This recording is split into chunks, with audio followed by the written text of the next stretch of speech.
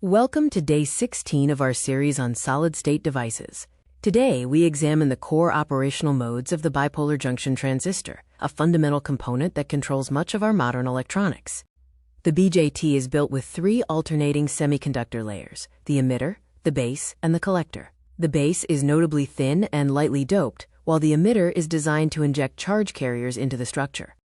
A helpful mental model for the BJT is to view it as two back-to-back diodes sharing a common base. In this way, we can visualize the internal valves of the device that we control independently. Because the BJT consists of two independent junctions, we can define four distinct states of operation.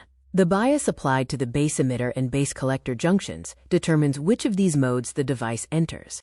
In the active region, the base emitter junction is forward biased, while the base collector junction is reverse biased. This allows electrons to travel across the thin base into the collector, enabling the transistor to function as an amplifier. When both junctions are forward biased, the transistor enters the saturation region. Here, current flows freely through the device, effectively acting as a closed switch. Conversely, in the cutoff region, both junctions are reverse biased. The internal junctions block the flow of carriers, and the transistor acts as an open switch.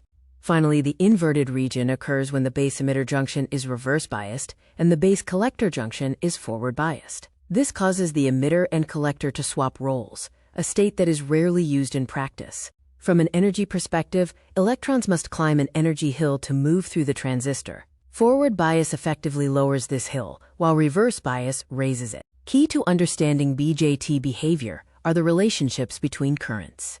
A tiny base current controls a much larger collector current, and parameters like alpha and beta define the gain and efficiency of the device. The Ebers-Moll model provides an equivalent circuit for these characteristics. In this model, the base emitter junction is represented by an ideal diode, and a controlled source drives the collector current. Visualizing these modes on a collector characteristic curve shows their distinct territories. Saturation occupies the region on the left, the active region spans the center, and cutoff sits at the bottom.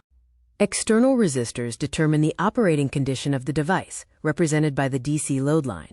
The Q point, or quiescent point, marks the exact state of the transistor on this map.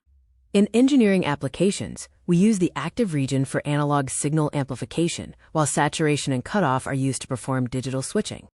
To conclude, the operational mode of a BJT is determined by internal junction bias, where a small base current controls a larger collector current. Join us next time as we discuss biasing circuits used to stabilize the Q point.